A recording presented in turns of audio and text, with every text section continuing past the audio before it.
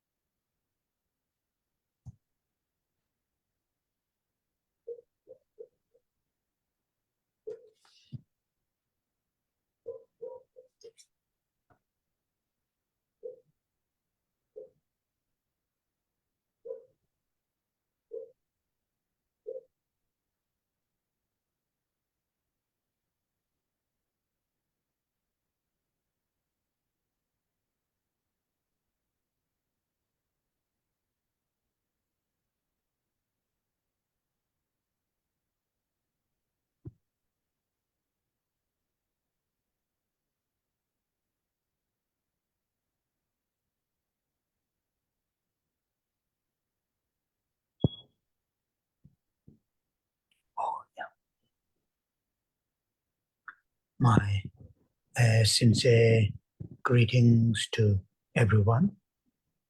And with this greeting, we are going to start this gathering. And as always, we'll start the class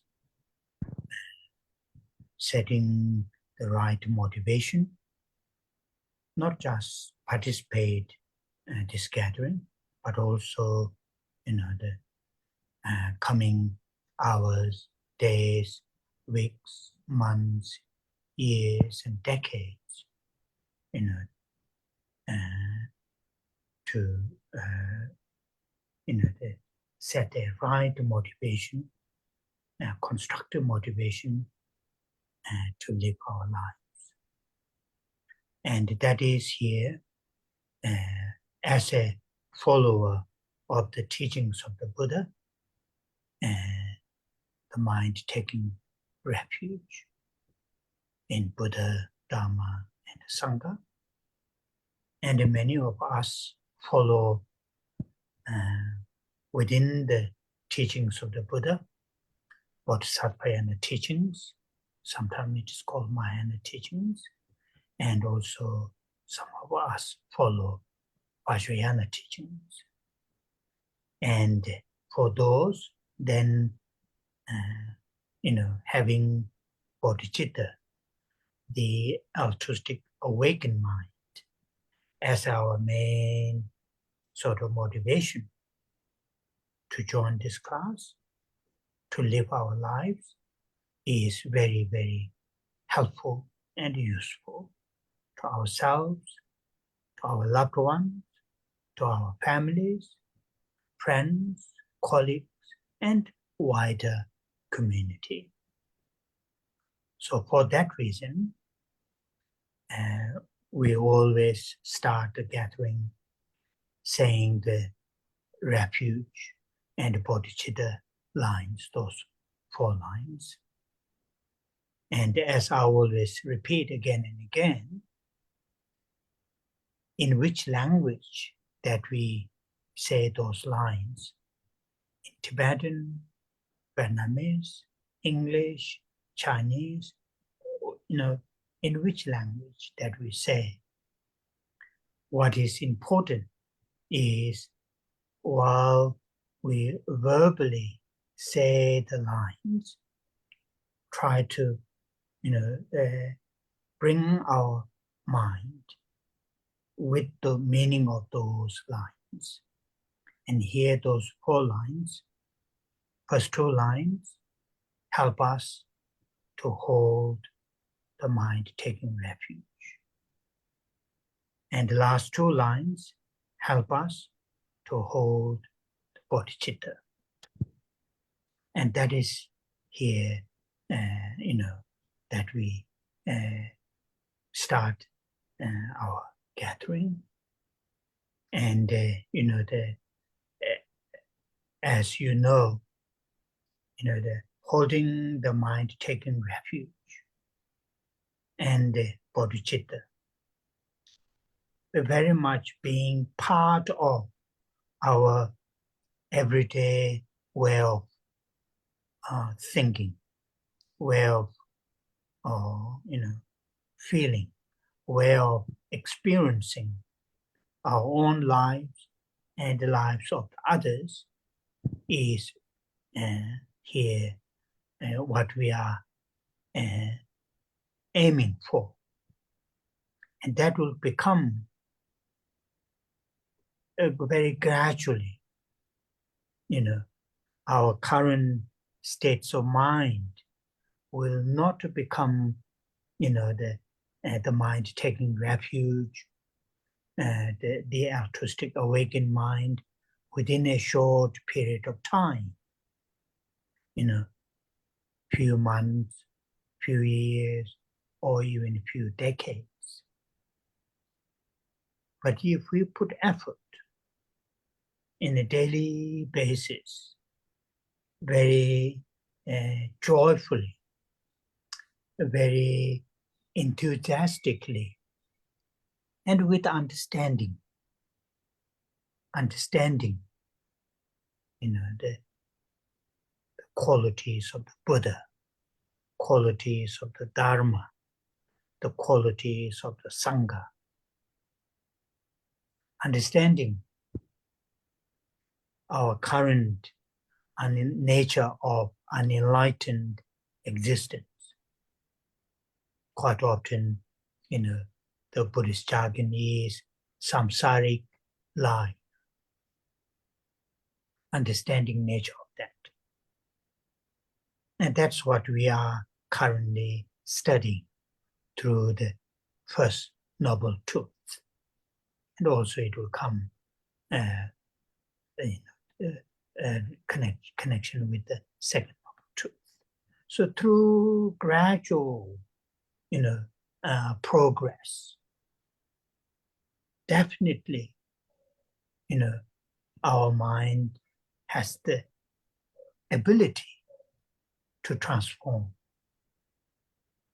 to change current our state of mind into mind taking refuge into a choose, the altruistic awakened mind. And that should be, what's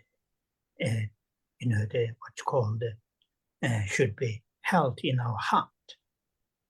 Though currently we struggle, but if I put in a daily basis with joy, with enthusiasm, with understanding, eventually this mind, current mind, will transform into this refuge and mind, bodhicitta. Then, as His Holiness Dalai Lama says very often, when our current mind transforms into bodhicitta, the mind of enlightenment, then real happy, genuine happy life is started. And I think that is really extremely, what you call extremely, the important statement. And it is true, because most of our daily difficulties, not necessarily very much related to the physical difficulties, but sometimes even the physical difficulties, but the deep down mental difficulties are very much rooted with the self-centered mind, egoistic mind. The moment our mind turns into bodhicitta, egoistic mind, self-centered mind is completely, destroyed or, dispelled. Then real happiness, happy life is started. So think about that. So, that is the reason keep starting our class with the refuge and the bodhicitta. Mm-hmm.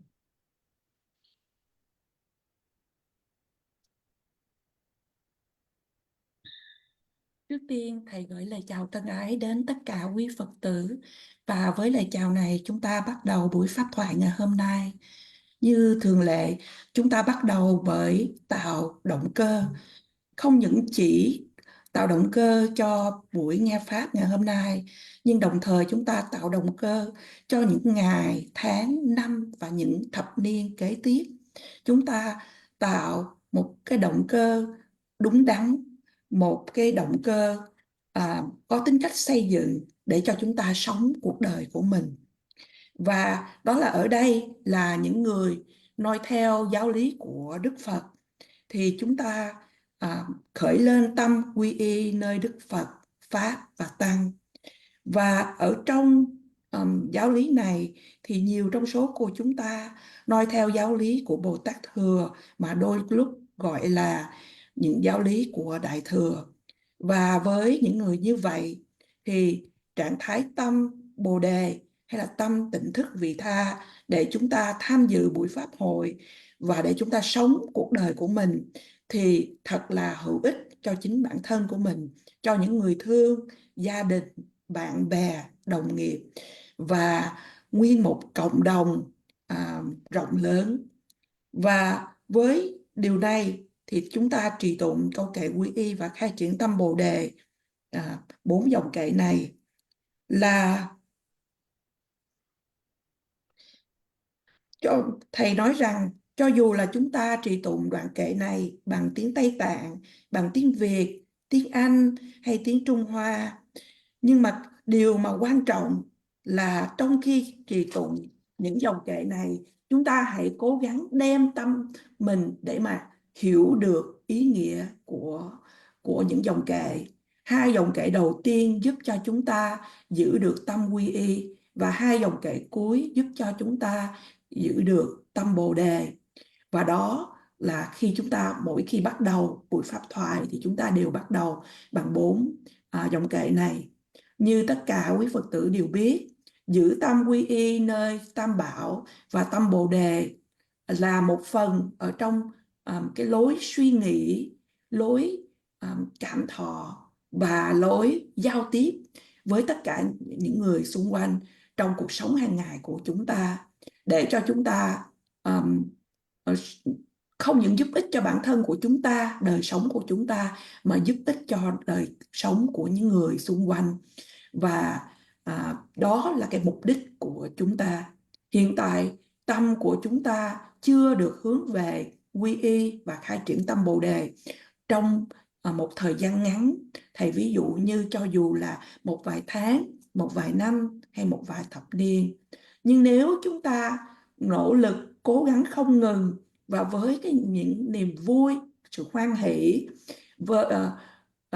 và cái sự thấu hiểu về phẩm hạnh của Đức Phật, của Pháp, của Tăng, và đồng thời chúng ta cũng hiểu được bản chất của sự hiện hữu chưa giác ngộ của mình, mà đôi lúc gọi là cuộc đời trong vòng luân hồi sinh tử. Và đó là những gì mà chúng ta đang được nghe, đang được tu học về diệu đế thứ nhất, và nó sẽ có liên quan với diệu đế thứ nhì. Và như vậy, cái tiến trình, cái sự tiến triển một cách có thứ lớp từ từ này, thì tâm của chúng ta có khả năng để chuyển hóa từ trạng thái tâm hiện tại của mình đến trạng thái tâm quy y và trạng thái tâm tỉnh thức vị tha. Đó là những gì mà chúng ta nên giữ. Mặc dù là hiện tại thì chúng ta cũng gặp những cái khó khăn để mà chúng ta có thể thực hiện, nhưng mà với cái sự nỗ lực, mà với nỗ lực này có cái niềm vui, vì chúng ta hiểu được rằng là trạng thái tâm của chúng ta có thể được chuyển hóa vào đến trạng thái tâm quy y và trạng thái tâm tỉnh thức vị tha này. Kế đến, như Thánh Đức Đạt Lai Lạt Ma thường nói, khi trạng thái tâm hiện tại của chúng ta được chuyển hóa trở thành tâm Bồ Đề, trở thành tâm giác ngộ, thì một cuộc sống hạnh phúc, an vui, chân thật được bắt đầu. Thầy nghĩ rằng điều này thật là quan trọng. Và đây là một cái trạng thái tâm cực kỳ quan trọng. Và điều này thật là đúng. Bởi vì hầu như là trong cái cuộc đời, trong cuộc sống hàng ngày của chúng ta, những sự khó khăn mà chúng ta gặp phải không phải là liên quan đến những gì mà về vật chất hay về thể chất, mà thật sự là những cái khó khăn mà chúng ta gặp phải là nó nằm ở sâu trong cái gọi là tâm ái trọng bản thân.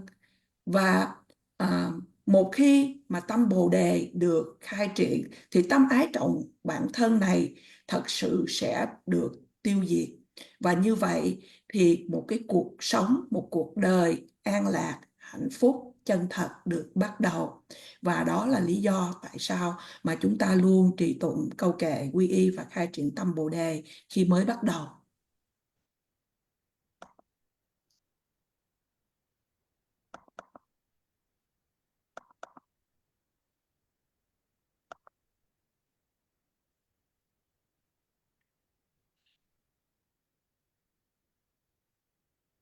Sanje Chedan Soji Chonama Chanju Pardo Dane Yatsu Che Dagi Jinso Jibe Chonama Ji Drola Penje Sanje Jobara So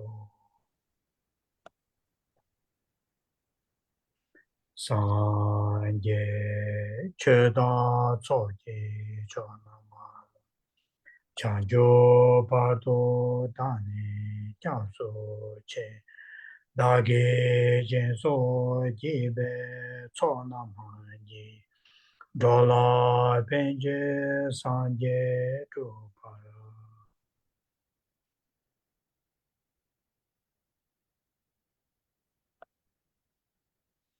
Sanje Cheda Soji Chonamada Chanjo Bado Dane Japsu Che Dagi Jinso Jibe Chonamaji Dola Penje Sanje Chupara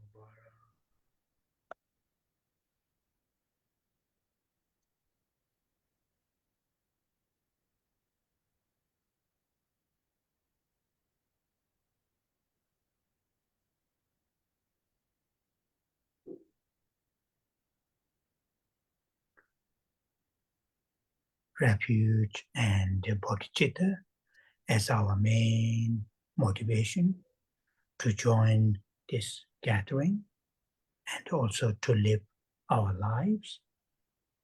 Now I will say the Buddha Amitabha mantra on Mahamitavatri. While I'm saying the Buddha Amitabha mantra, we all hold from our heart loving kindness and great compassion. And this loving kindness and great compassion will share towards all living beings, without any discriminations, any exclusion. And we will share this loving kindness and great compassion, starting upon ourselves, our loved ones, our family members, friends, colleagues, and gradually to extend towards all sentient beings. And very strongly imagine that our sincere expression of loving kindness and great compassion towards all living beings is touch or reach all sentient beings. Feel that, imagine that.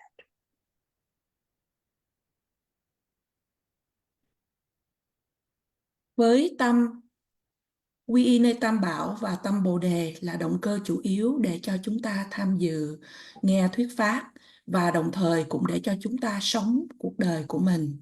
Bây giờ chúng ta hãy cùng trì tụng với Thầy câu mật chú của Đức Phật A-di-đà Om Amidewa Shri. Trong khi trì tụng, chúng ta hãy giữ ở trong tim của mình lòng từ ái và lòng đại bi. Với lòng từ ái và lòng đại bi này, chúng ta chia sẻ với tất cả chúng sinh hữu tình mà không có sự loại trừ nào. Chúng ta chia sẻ bắt đầu với chính bản thân của mình, với những người thương của mình, với gia đình, bạn bè, đồng nghiệp và từ từ nới rộng ra đối với tất cả chúng sinh. Và Thầy nói rằng là chúng ta hãy tưởng tượng một cách rất là mạnh mẽ rằng là sự bày tỏ về lòng từ ái và lòng đại bi một cách chân thật này dẫn đến và giao tiếp đến với tất cả chúng sinh. Quý vị hãy cảm thấy điều đó, quý vị hãy tưởng tượng điều đó.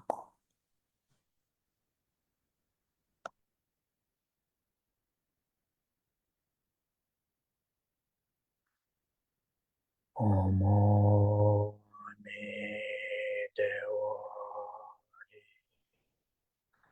Om Om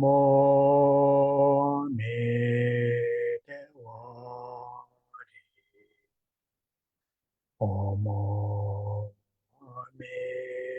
Om Om Om Om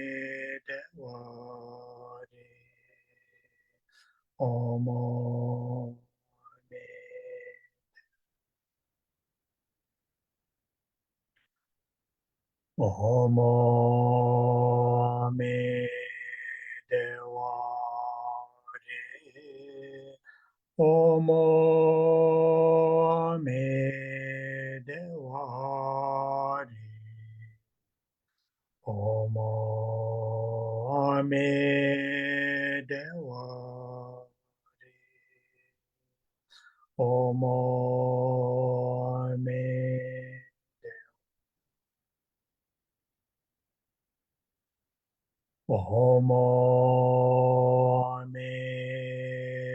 Om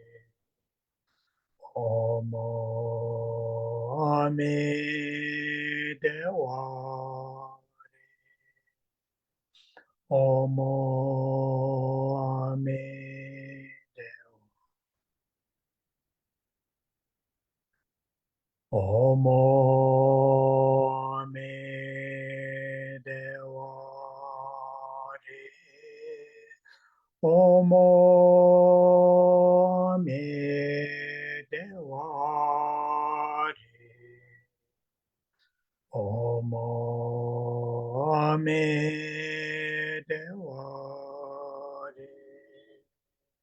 Om Om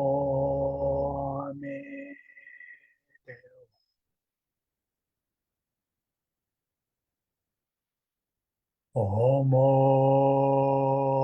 me dewa de. Omo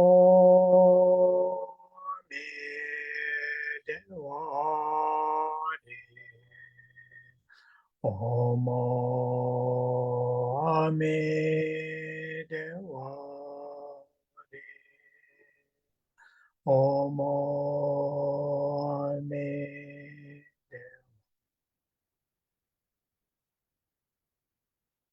Omo me dewa de. Omo me dewa de.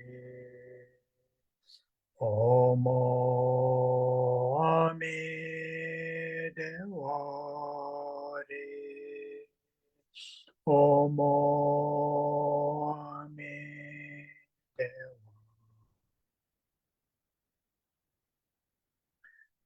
Omo me dewa de. Omo me dewa de. Omo me dewa de. Omo me dewa. Omo me dewa de. Omo me dewa de. Omo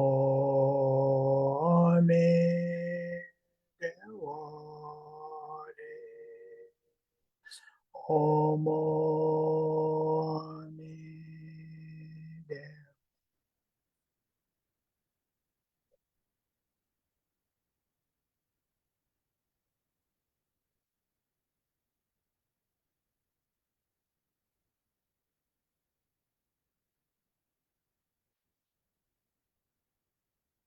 Oh, yeah.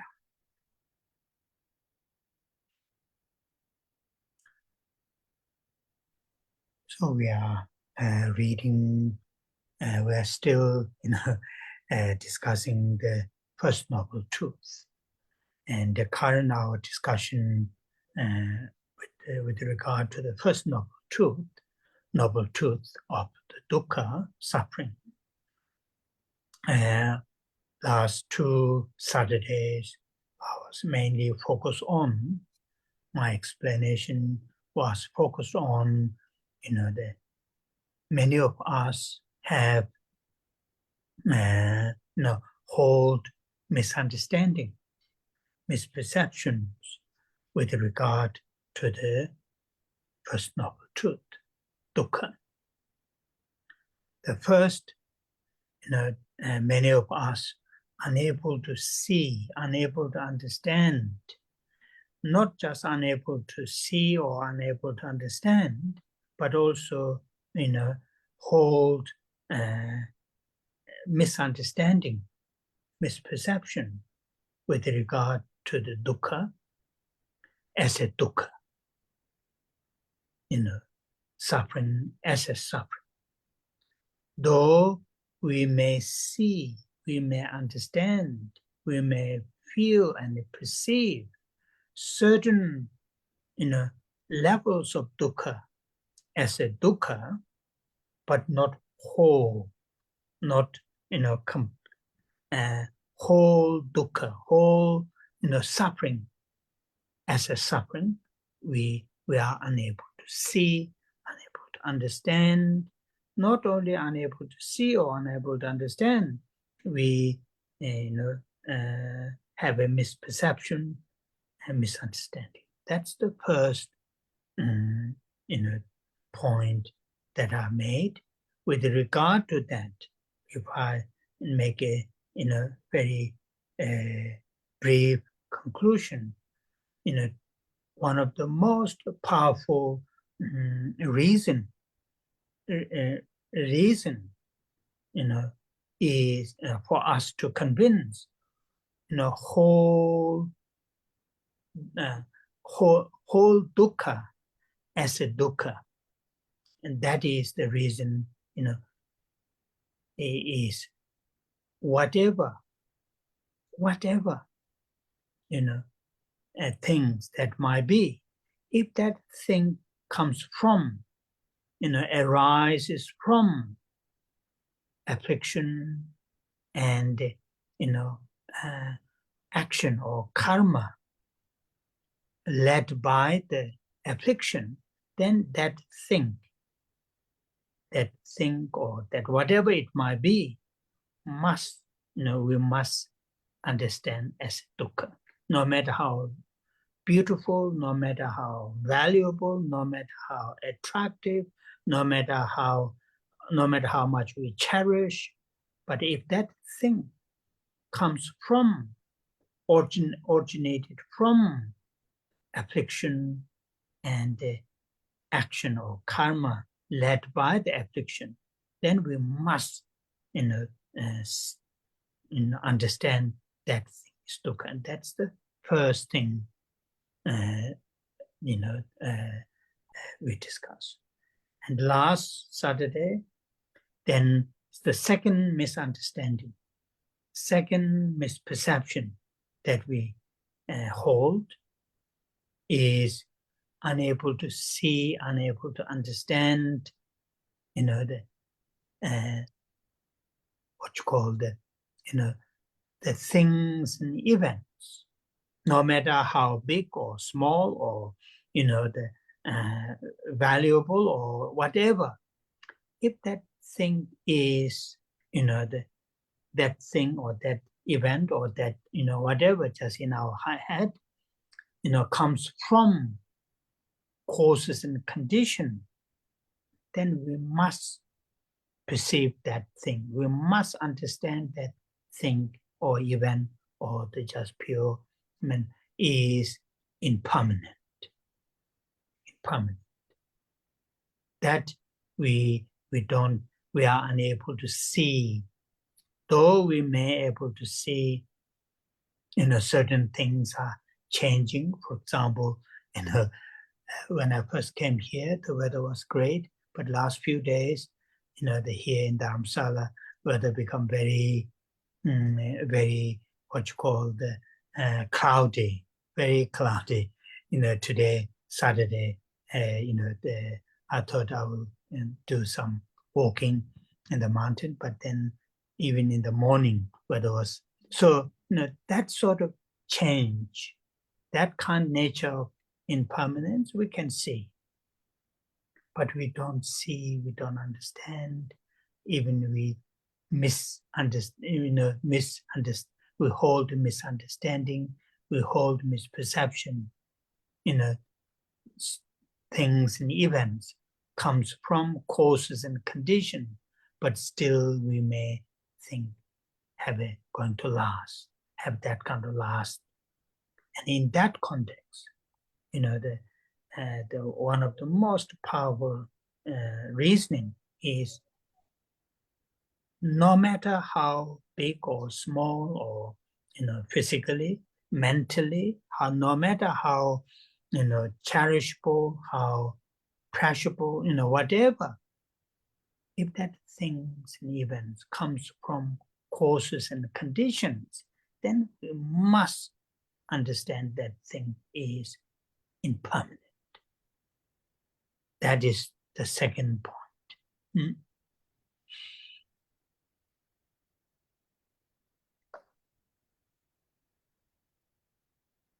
Chúng ta đang được tu học và đang được nghe thầy giảng về diệu đế thứ nhất, đó là khổ đế. Và trong cái sự nghe giảng pháp này về diệu đế thứ nhất là khổ đế, thì trong 2 buổi thứ Bảy vừa qua, chúng ta đã tập trung về chủ đề rằng nhiều trong số của chúng ta có những sự hiểu biết sai lầm hay những trực nhận sai lầm về dukkha hay sự khổ. Và nhiều trong số của chúng ta không có khả năng để mà thấy được để mà hiểu được rằng dukkha là dukkha, hay là sự khổ là sự khổ. Mặc dù chúng ta có thể thấy, có thể cảm nhận, có thể hiểu ở một mức tầng nào đó của sự khổ là sự khổ, nhưng chúng ta chưa có hiểu được toàn bộ về sự khổ là sự khổ. Chúng ta không có khả năng để thấy hay hiểu được.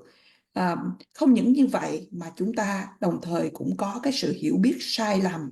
Đó là điểm đầu tiên thầy muốn nhắc đến khi thầy nói trong cái phần của kết luận trong những bài giảng kỳ trước, thì thầy nói ngắn gọn về những điều này.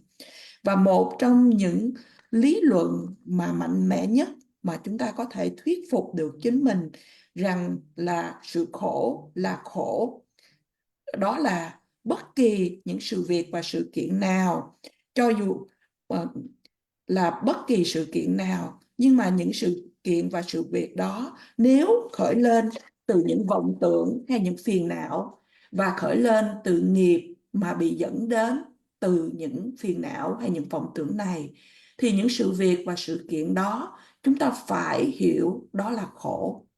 Cho dù là những sự việc và sự kiện đó có thu hút đến chúng ta đến bao nhiêu, có giá trị đến bao nhiêu, chúng ta thương quý nó đến bao nhiêu, nhưng nếu những sự việc và sự kiện đó đến từ những vọng tưởng và từ những nghiệp mà tạo nên bởi những vọng tưởng đó, đó là dukkha, đó là sự khổ.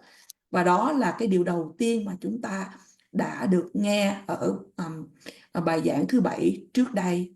Và thứ 7 tuần rồi, thầy có giảng cho chúng ta về sự hiểu biết sai lầm. Thứ nhì là sự hiểu biết như là chúng ta chưa có khả năng để mà nhìn thấy hay thấu hiểu về sự việc và sự kiện ở trong cuộc sống. Thì cho dù những sự việc và sự kiện này lớn hay nhỏ, có giá trị đến bao nhiêu hay bất kỳ những điều gì, nhưng nếu những sự việc và sự kiện này mà đến từ những duyên, những nhân và duyên hợp lại, kế đến chúng ta phải hiểu những sự việc và sự kiện này là vô thường. Chúng ta không có khả năng để thấy, mặc dù là chúng ta có thể thấy những điều như là thời tiết thay đổi. Thầy ví dụ như là ở Dharamsala mấy ngày nay thì thời tiết thay đổi và cái trời mây mù. Và thầy mặc dù là thầy trước đây thầy nghĩ là thầy có thể là để đi bộ ở trên núi, nhưng mà bây giờ thì không được bởi vì thời tiết thay đổi. Và những cái sự thay đổi hay sự vô thường đó chúng ta có thể thấy được. Nhưng những sự vô thường khác thì chúng ta giữ cái sự hiểu biết sai lầm rằng sự việc và sự kiện nó sẽ kéo dài, nó sẽ trường tồn. Như vậy thì những sự việc và sự kiện mà nó tạo nên bởi những nhân và duyên hợp lại, mặc dù là những cái sự việc và sự kiện này nó từ nhân và duyên hợp lại. Như vậy cái lý luận mà mạnh mẽ nhất về sự vô thường này, rằng cho dù là những sự việc và sự kiện nó có giá trị đến bao nhiêu, chúng ta cưng quý nó đến bao nhiêu, nếu những sự việc và sự kiện này do nhân và duyên hợp lại, chúng ta phải hiểu đó là vô thường. Oh, yeah. So the two, conclusions. Because the first conclusion is because comes from, arises from affliction and action or the karma led by the affliction. Because of that, therefore, it is dukkha. No matter how beautiful, how attractive, how valuable. That's the first conclusion. Second conclusion is because comes from, arises from causes and conditions, therefore it is impermanent. It is impermanent. So making these two conclusions, very, not just intellectually, not just what you call verbally, blah, blah, blah, that's what I'm doing. But from our heart. What in Tibetan there's a particular term, nyeba, nyeba. Nyeba means certainty. Nyeba means literally it means found. You found certainty. In other words, you have found full conviction. Then with that full conviction, in these 2 points, our attitude towards the things and events will change. It will change, that currently we have strong craving, clinging, grasping on the things and events, those attractive things that we have, craving, clinging to have more, to have, the better, and those unattractive, those, something that we have a dislike, we have a craving, clinging to want to dispel. That kind of attitude will minimize, reduce, and a reduction of that kind of mental states, then our life, individually, collectively, have a more peace,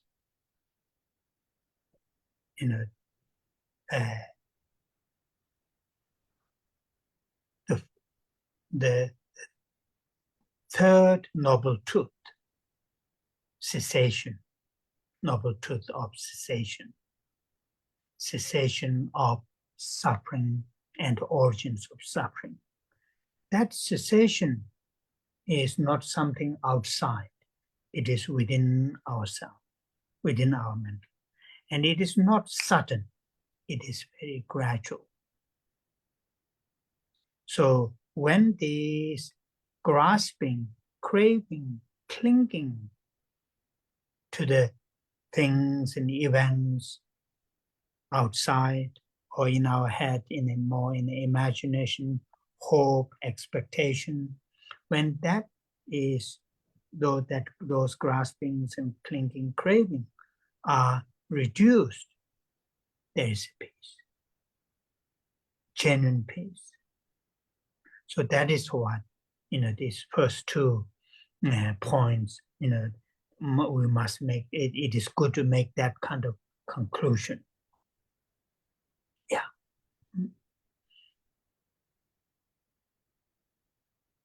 Như vậy chúng ta có 2 kết luận.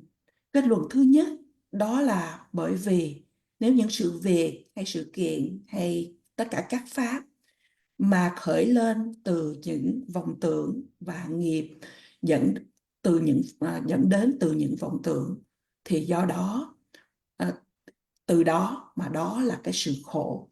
Cho dù những sự việc và sự kiện nó thu hút đến bao nhiêu và nó có giá trị đến bao nhiêu. Và kết luận thứ nhì rằng là nếu tất cả các pháp mà khởi lên từ nhân và duyên, thì từ đó mà tất cả các pháp hay những sự việc và sự kiện là vô thường. Như vậy thì chúng ta có 2 kết luận. Thì 2 kết luận này thầy nói rằng là chúng ta không nên chỉ xem nó ở trên về phương diện tri thức hay là chỉ là những lời nói suông, mà đó chúng ta hãy nghiệm ra từ ở trong tim của mình. Trong từ ngữ tiếng Tây Tạng có từ gọi là Nyepa, Nyepa. Nyepa đó là cái sự khẳng định, và Nyepa đó là cái sự tìm thấy sự khẳng định hay tìm thấy sự thuyết phục hoàn toàn về 2 điểm này. Kế đó thì thái độ của chúng ta đối với những sự việc và sự kiện ở trong đời sống sẽ thay đổi. Hiện tại thì chúng ta có những điều mà thầy gọi là tham ái, bám chắc vào những sự việc và những sự kiện, mà từ những cái sự việc và sự kiện, nếu chúng ta được thu hút, chúng ta thích thì chúng ta bám vào và chúng ta muốn có nhiều hơn, chúng ta muốn có những điều tốt đẹp hơn. Và những sự việc và sự kiện nào mà chúng ta không ưa thích, không thu hút thì là chúng ta muốn cho chúng biến mất đi hay xóa tan đi.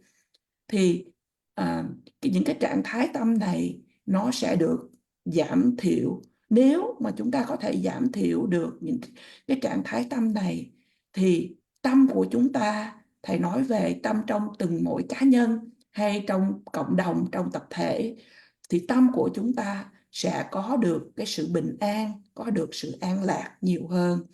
Và diệu đế thứ ba đó là diệt đế, đó là sự diệt của khổ và nguồn gốc của sự đau khổ. Thầy nói rằng sự diệt khổ này không phải là những điều gì đó ở bên ngoài, mà nó nằm ở bên trong của chúng ta.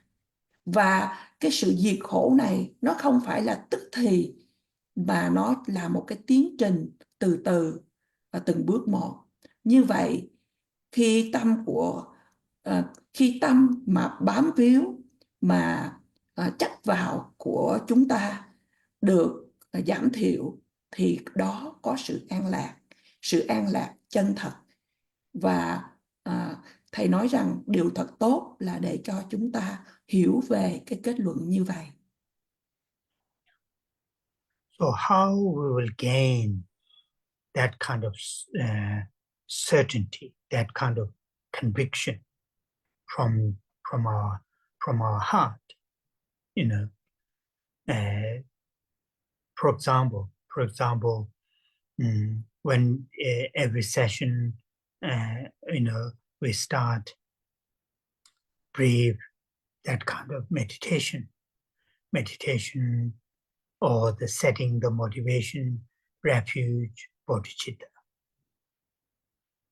or through the manifestation, loving kindness, and compassion. Take an example, compassion. There is a sound that we can hear, compassion, or we can write any language, compassion, we can see. Yeah. So the hearing and seeing the word, for example, when I close my eyes, I can see the word, in Tibetan as well as in English, Tibetan Yingje, compassion. I can see them. Or when I say the word, I can hear. By hearing and seeing, in our mind, there's a thought follows with that. Compassion. When I hear, there's a thought. When I see, there's the thought follows. In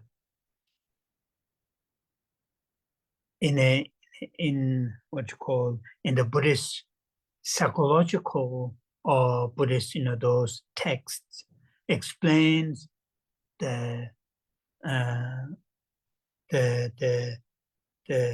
map of our consciousness, the minds. And when those are explained, our thought follows, or thoughts arise, following through the two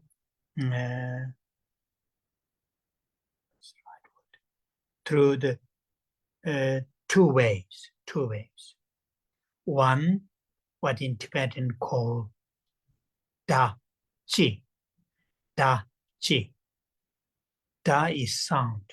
Chi, quite often in English translated, what you call the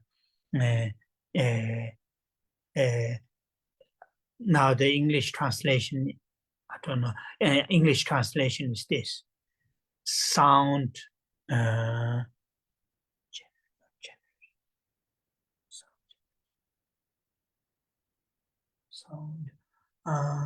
generation. I think sound generation, yeah, Tashi. Yeah, sound generation, that is called Tashi. So in other words, when I say the compassion, when you hear, out of that hearing, in your mind, there's a thought, oh, compassion,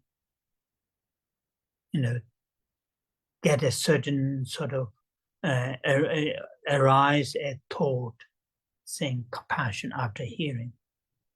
That is through the sound. But when I explain what is compassion, and through the explanation, meaning of what is compassion, through the explanation, then when you hear the explanation of what is compassion, there is also another thought occurs, arises. Very different from the just hearing the sound of compassion, that compassion. Different from the just hearing the sound, the thought arises, and through the hearing the meaning of compassion, when somebody explains the meaning of compassion, then also another thought occurs. But the difference between these two thoughts, the first one is simply compassion. There's not that much experience of compassion. When somebody explains the meaning of compassion, when you start to hear the meaning of compassion, when you start to understand the meaning of compassion, then that thought is not just the thought which arises from the sound. In Tibetan, currently I'm not very sure my English translation. In Tibetan, there are two what you call the terms. The thought which arise simply from hearing the sound, not the meaning, compassion, it is called Tashi. The thought which arises from understanding the meaning of compassion, that is called Tashi. Ten is the meaning. The Ji has this creates some kind of, in our mind, it creates some kind of aspect of that meaning that we have heard. Same as, when we just hear the name, Tashi, Da is just the sound, Ji is that kind of aspect. Out of just hearing the name of compassion, it creates, in our mind, it creates an aspect of that compassion, not the meaning. So many of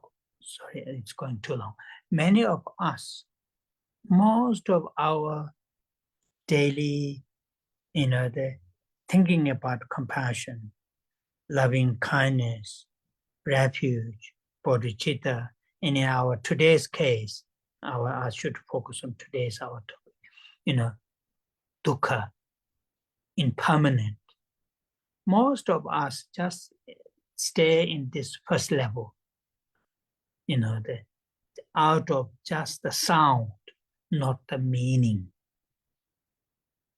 When we, through the meditation, the meditation of the meaning of impermanence, meaning of dukkha, meaning of compassion, then our understanding of these come more deeper level.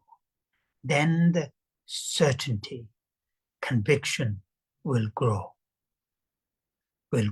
And that is how conviction will cultivate. So therefore, my point here is, shouldn't leave it at that level of just our understanding in the level of hearing those dukkha, impermanence. Don't leave it at that level. Go on more deeper. And then, the conviction will grow. Oh yeah.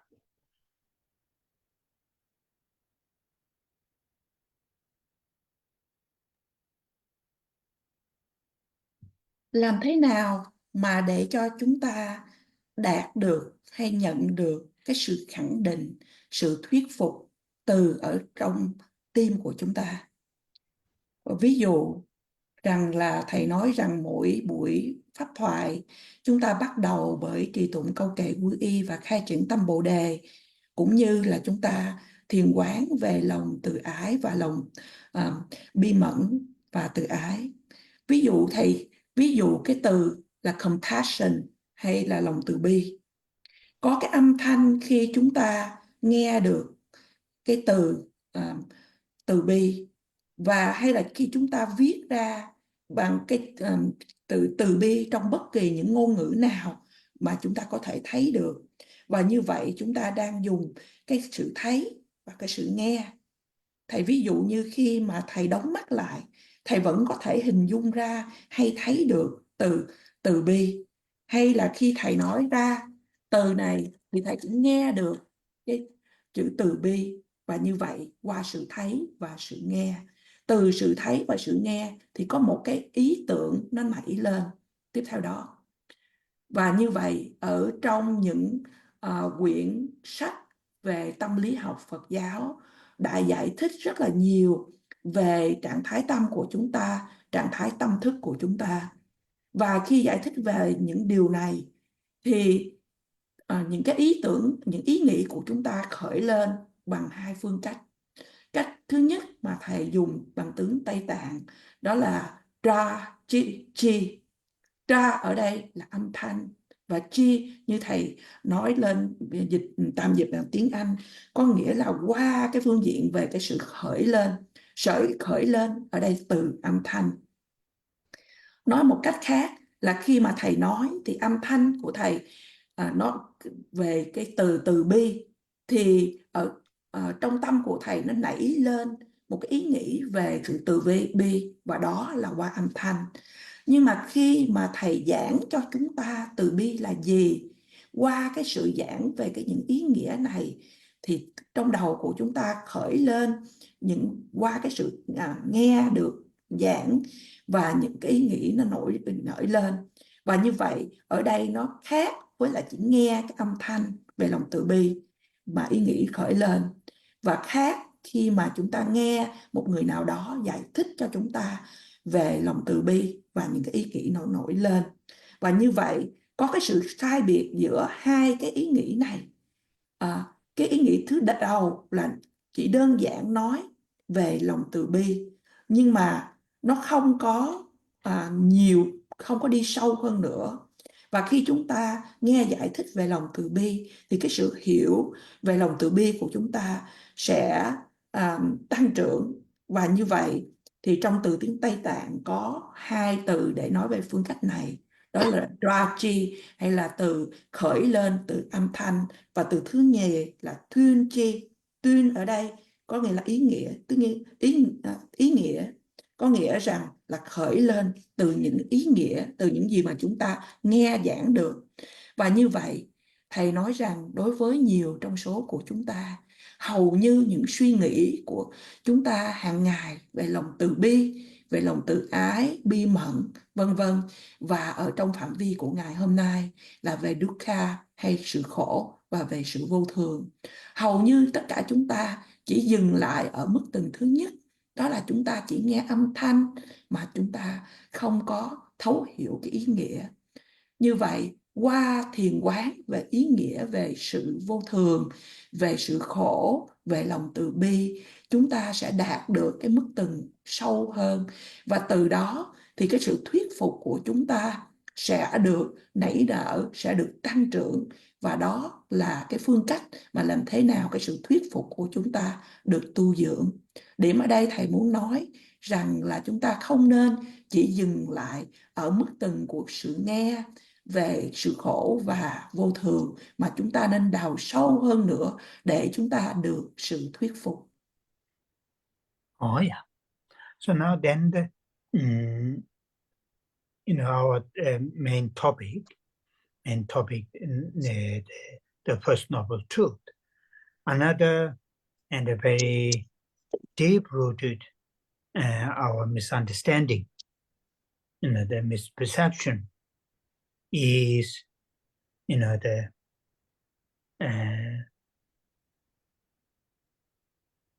what you call the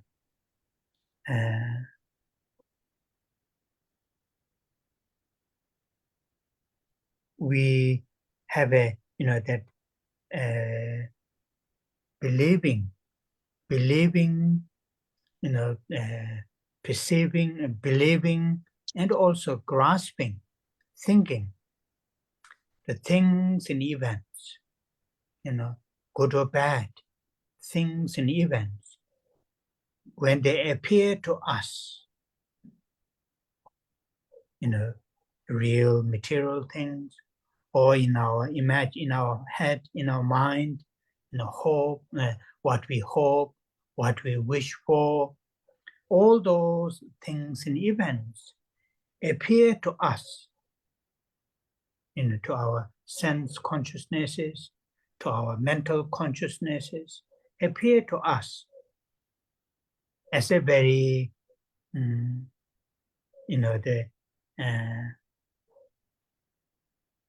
in and of themselves, very independent. When I hold the book, this book appeared to me, appeared to my eye consciousness, its shapes and colors, and also, tactiles, and in my not just sense consciousness, in my mental consciousness, this book appeared to me very, in and of itself as a book, from in and of itself as a book. It doesn't appear to me, and I don't think as a book, this object as a book come into being, come into existence, or as a book exist dependent on many, many factors. That perception is not here. That thinking is not here.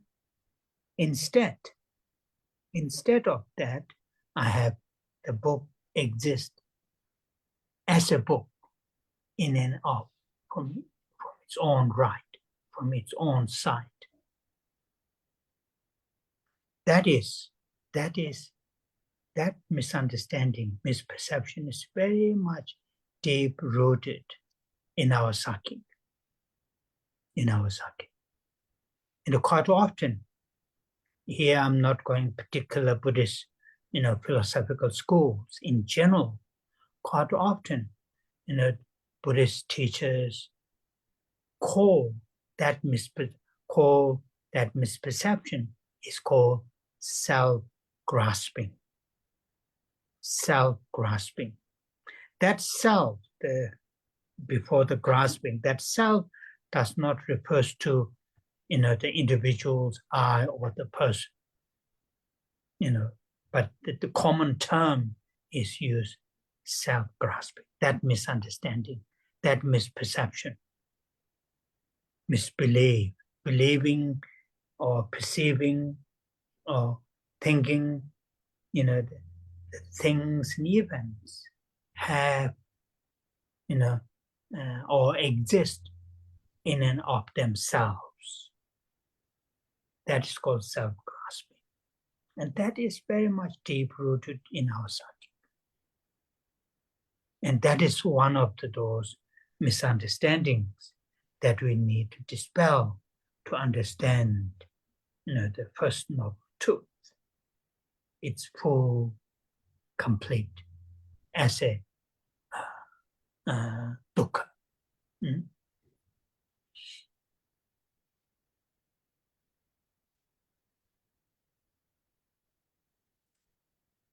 Chủ đề mà chúng ta đang được tu học về diệu đế thứ nhất đó là khổ đế, và chúng ta cũng đang được tu học là những cái trực nhận sai lầm mà chúng ta có.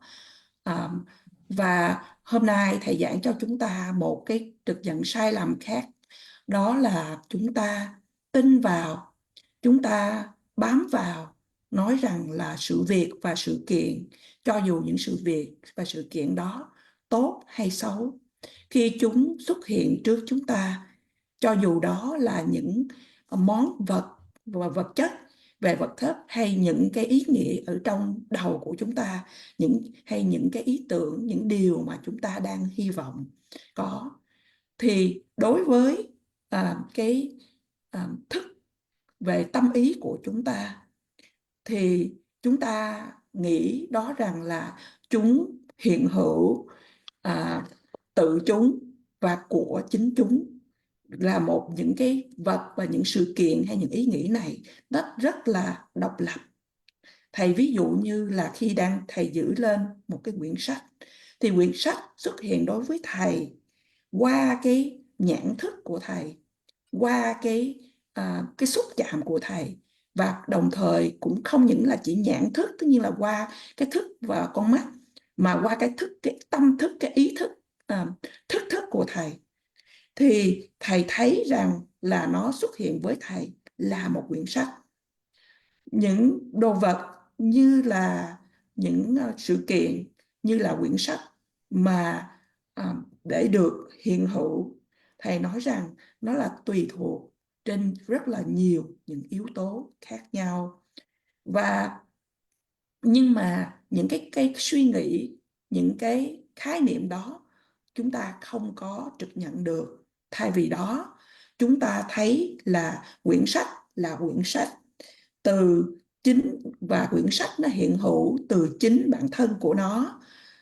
Và đó, cái suy nghĩ sai lầm này đã ăn sâu ở trong dòng tâm thức của chúng ta. Ở đây thầy không nói về những trường phái triết lý Phật giáo, nhưng mà nói tóm lại là những bậc thầy, những bậc đại sư đã gọi cái từ này, đó là cái sự chấp ngã. Chấp ngã ở đây, ngã là cái tôi, thì cái tôi ở đây là cái sự trực nhận, cái sự hiểu biết sai lầm của chúng ta về cái tôi này. Và chúng ta nghĩ rằng là sự việc và sự kiện hiện hữu từ chính bản thân của nó, và đó thì gọi là chúng ta chấp ngã. Và cái hiểu biết sai lầm này chúng ta cần phải được xóa toan. Và xóa toan ở đây chúng ta đang nói để có liên quan về sự khổ. Do you remember the few weeks ago when we are talking about what you call the 5 aggregates, the usage of term aggregates in English, in Tibetan, Pungbo, Sukye Pungbo, form aggregates. The usage of that term aggregates in Tibetan, Pungbo, I mentioned, it has a deep meaning, profound meaning. When you use a form, then attached with that term aggregates. This physical body that appear to us, and we grasp something in and of itself as a body. To reduce that and to eliminate that wrong grasping, the term Pungbo, aggregate, is added. What that term indicates, it indicates this physical body is, exist, from many different particles or things come together, then this physical body, Pungbo. Not only the physical things, but also the mental things, like, second aggregates, feeling aggregates. Like the last out of 5, last aggregates, consciousness aggregates. The term is attached. And that, to help us, all these things in here as a 5 aggregates, they all, come into being, come into existence, many different things. Then there is a form aggregates, there is a feeling aggregates, and so on and so forth. So that really, what contradicts how we perceive and how we believe and how we grasp. We believe, we perceive, we grasp form, not as a form, this physical, this one, as something, many things put together, same as the feeling, and so on. So that's very, very important, for us to sometimes just, attaching certain syllables, like form aggregates, feeling aggregates, the conversational factors aggregates, consciousness aggregates, attached with this term, Pungbo, Pungbo, Pungbo. Literally it means heap. Heaps. Then when you say, for example, in Tibetan, Dui Pungbo. Dui Pungbo, Du is the grain, either barley or wheat. Pungbo means many individual, what you call the grains put together, piled or put in one place. Then it's called Dui Pungbo. That,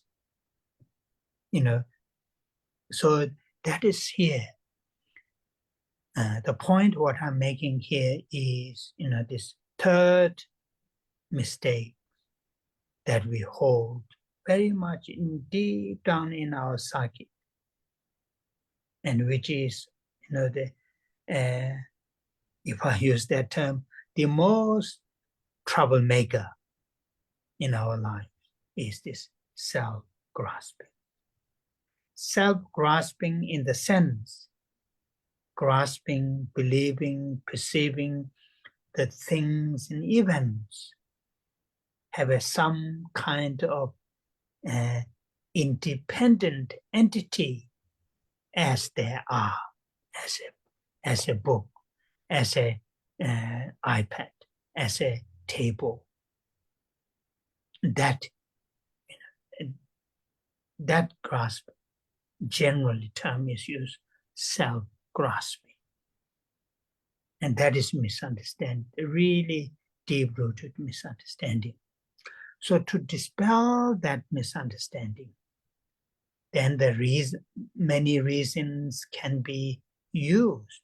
But one of the most profound reasoning that we can use is, as Buddha, one of the most profound, if I use the profound, teachings that Buddha had given, is understanding of dependent origination, dependently arising, nature of dependently arising. All things and events come into being dependent on many, many other factors. That is the reason that we need to use to counteract that self-grasping, that misunderstanding.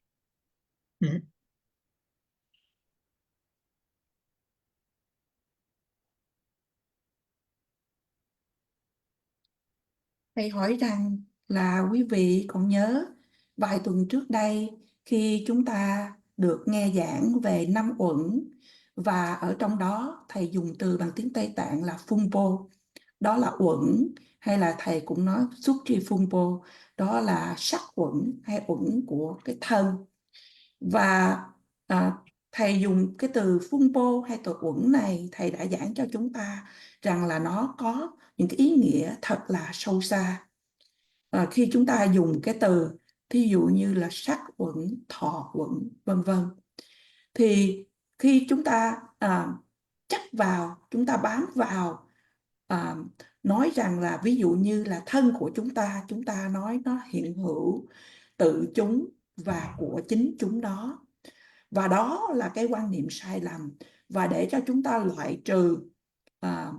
loại trừ cái quan niệm sai lầm là như là thân của chúng ta, thì trong thuật ngữ Phật giáo có thêm một cái từ để mà thêm vào cái từ mà thân, thì có từ là uẩn, là tất nhiên nói đến là sắc uẩn. Điều này có nghĩa rằng khi chúng ta dùng danh từ sắc uẩn, có nghĩa rằng là thân của chúng ta hiện hữu bởi vì của nhiều thành phần hợp lại. Không những chúng ta cũng chỉ nói về là sắc uẩn, mà chúng ta có thể nói những uẩn khác, ví dụ như thọ uẩn hay thức uẩn. Và điều này mang lại ý nghĩa cho chúng ta, có nghĩa rằng là có 5 uẩn mà để hợp lại, và từ sắc uẩn, thọ uẩn, tưởng uẩn, hành uẩn và thức uẩn. Điều này mâu thuẫn với những gì mà chúng ta tin tưởng, chúng ta chấp vào. Chúng ta tin vào một cái thân mà không có nhiều những yếu tố khác nhau hợp lại. Điều này chúng ta cũng nghĩ khi chúng ta nói đến sự cảm thọ của mình. Và để nhận ra điều này thì thầy nhắc rằng là nó rất là quan trọng. Đôi khi chỉ cần thêm vào một cái từ uẩn thì nó sẽ làm cái thay đổi những ý nghĩa. Ví dụ như chúng ta nói cái sắc hay cái thân, nhưng mà uẩn, chúng ta dùng cái từ uẩn có nghĩa rằng là nó do nhiều yếu tố khác nhau hợp lại. Cũng vậy, khi chúng ta cũng dùng thêm cái từ uẩn vào chữ thọ hay cảm giác, và cái tưởng chúng ta cũng thêm chữ uẩn, hành uẩn, thức uẩn. Thầy ví dụ như trong từ tiếng Tây Tạng gọi là đuôi Phumpo. Đuôi ở đây là như những hạt lúa mạch. Phumpo một lần nữa là uẩn, hay là từ uẩn có nghĩa là hàm ý rằng là nhiều những thành phần khác nhau hợp lại. Thì khi dùng từ đuôi Phumpo này có nghĩa là nguyên một cái vung, một cái vung rất là nhiều của những hạt lúa mạch được hợp lại với nhau. Điểm ở đây thầy muốn chia sẻ với chúng ta, đây là cái quan niệm sai lầm thứ 3 mà chúng ta đã giữ, mà nó rất là ăn sâu vào trong tâm thức của chúng ta. Và thầy cũng nói rằng thầy cũng có thể là dùng cái từ này, đây cũng là là một tên gây rối trước nhiều nhất cho chúng ta, và đó là sự chấp ngã, hay chấp vào cái tôi. Cái tôi ở đây là chúng ta tin rằng là cái tôi là một cái thực thể nào đó độc lập, tự tồn. Ví dụ như là chúng ta thấy là quyển sách, cái bàn hay cái iPad, và đó là cái sự chấp ngã, đó ăn sâu vào tâm thức của chúng ta. Và để xóa tan được những cái sự hiểu biết sai lầm này thì có rất là nhiều những biện luận để chúng ta có thể dùng. Một trong những biện luận mà sâu sắc nhất đó là giáo lý mà Đức Phật đã giảng dạy cho chúng ta, đó là nguyên lý duyên khởi. Nguyên lý duyên khởi ở đây là tất cả mọi sự việc và mọi sự kiện đã được hiện hữu là do tùy thuộc vào nhiều những yếu tố khác nhau hợp lại.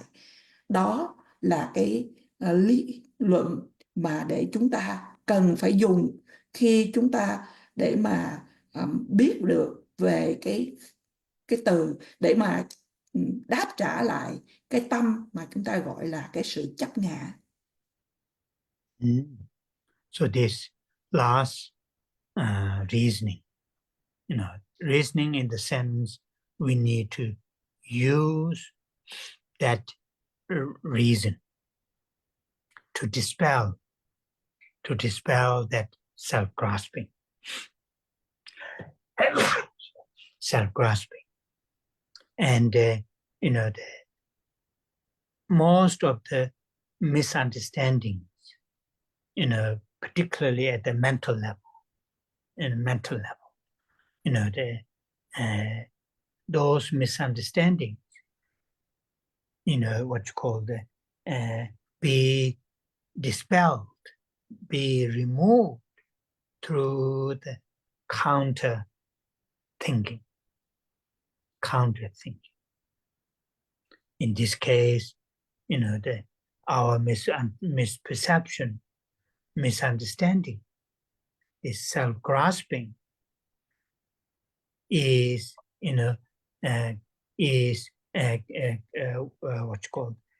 be dispelled, be removed by thinking dependent arising, dependent,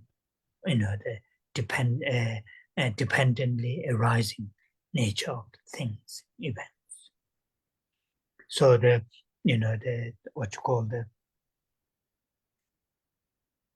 this thinking,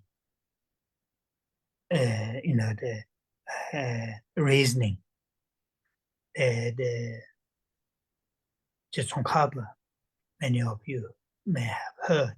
Tsongkhapa wrote a beautiful short praise to the Buddha, the historical Buddha, saying, among the teachers, you are the teacher who taught, the teachings on dependent origination.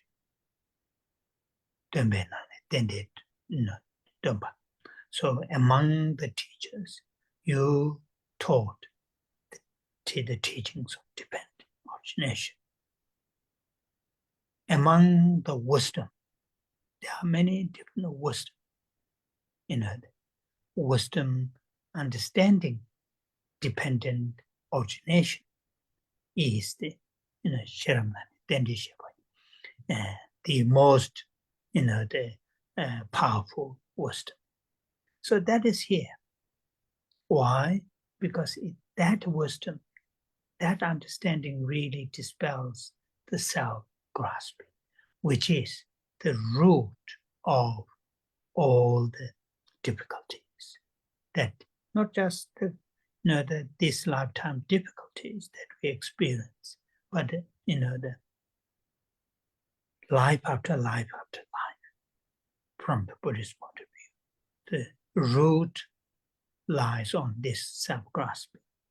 So therefore, Tsongkhapa said, among the teachers, the Buddha you taught dependent origination. Among the wisdom, the best wisdom is the wisdom of dependent, wisdom realizing dependent origination. So therefore, constantly reminding ourselves, thinking on this subject is very important.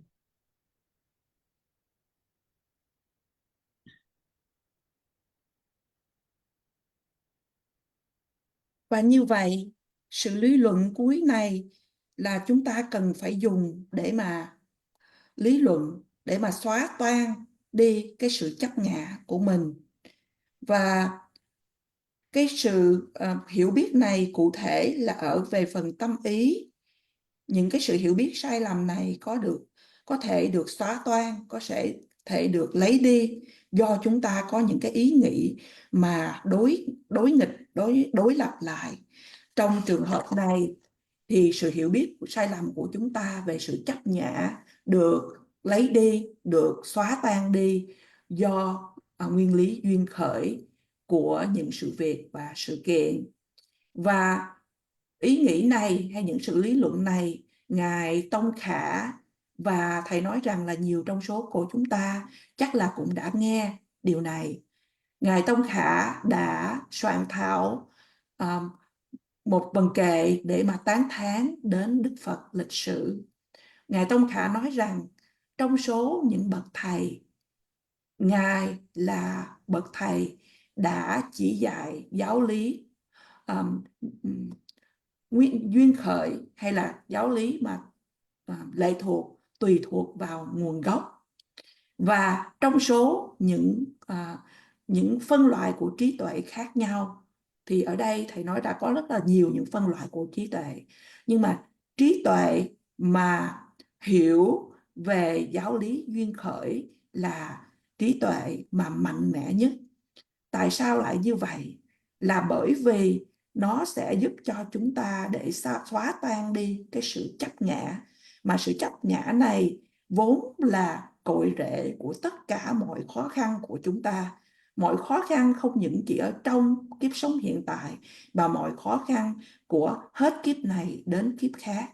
Đó là lý do tại sao mà Ngài Tông Khả đã tán thán đến Đức Phật lịch sử rằng là Ngài đã chỉ dạy giáo lý duyên khởi, đó là cái trí tuệ tốt nhất. Và đây là cái trí tuệ mà thực chứng được lệ thuộc vào nguồn gốc hay giáo lý duyên khởi. Và như vậy Thầy nhắn nhở của chúng ta hãy luôn nhớ về chủ đề này, và điều này quan trọng. Oh yeah. So next week we will move to next second noble truth of the origins of dukkha. So after this translation, we'll say the Tara prayers, dedication, and long life prayer. Tuần tới chúng ta sẽ di chuyển qua diệu đế thứ nhì, đó là tập đế hay diệu đế về nguồn gốc của sự đau khổ. Và bây giờ là trì tụng tán thán 21 vị đồ mẫu, cũng như hồi hướng và hồi hướng trường thọ đến Đức Đạt Lai Lạt Ma.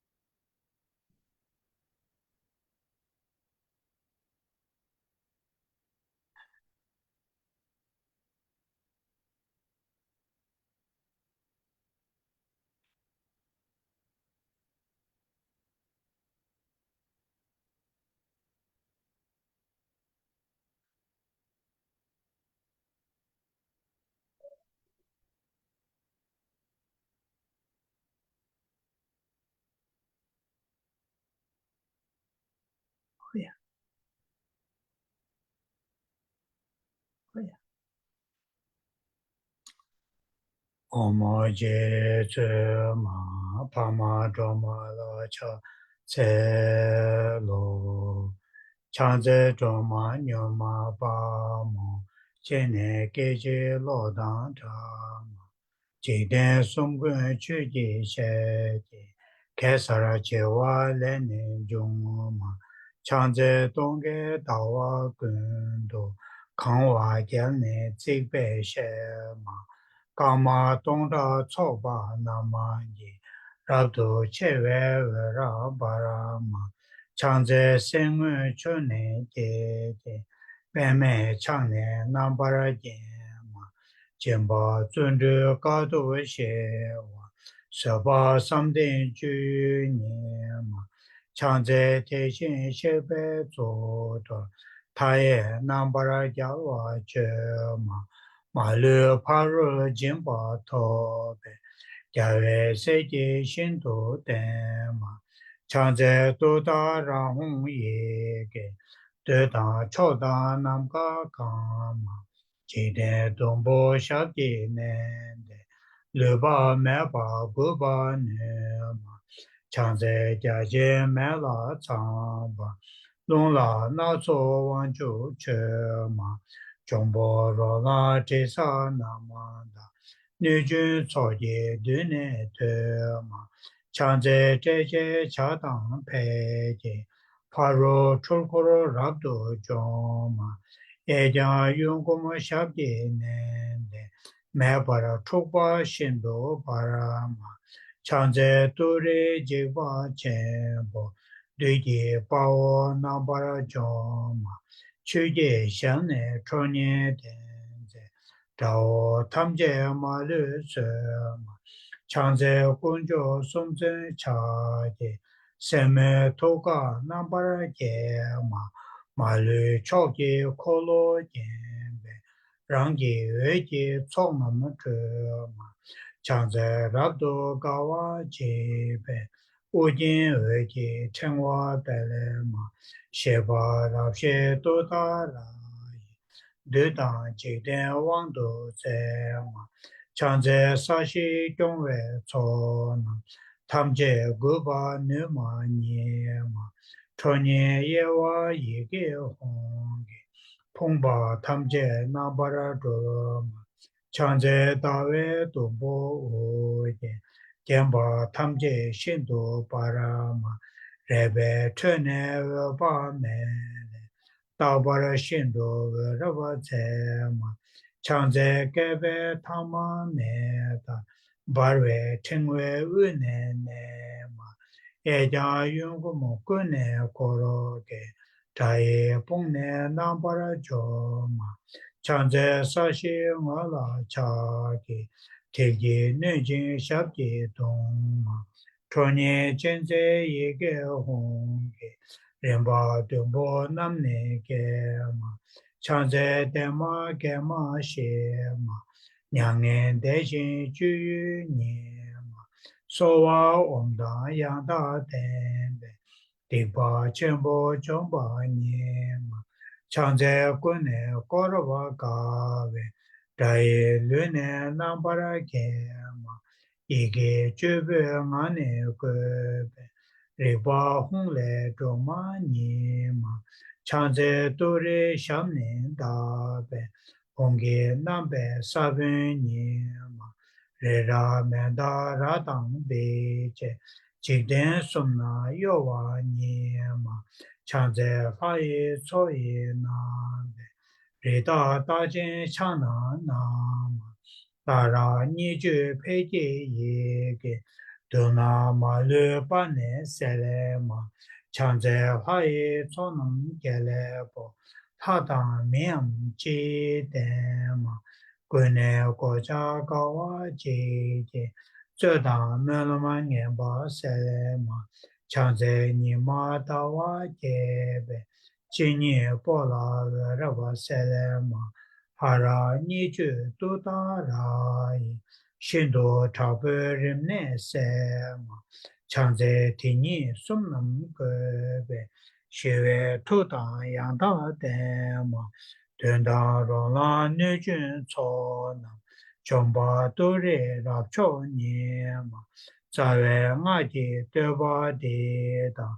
Chanze wane nishu tsa.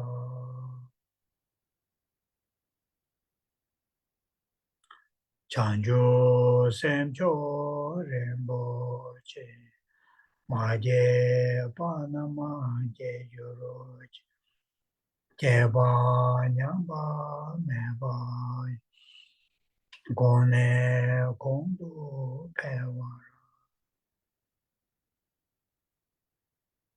Kare rave korve shinkama dere pendan dewa mare chove chenre sewa tenzin jazoi shabe sede pado penjuru.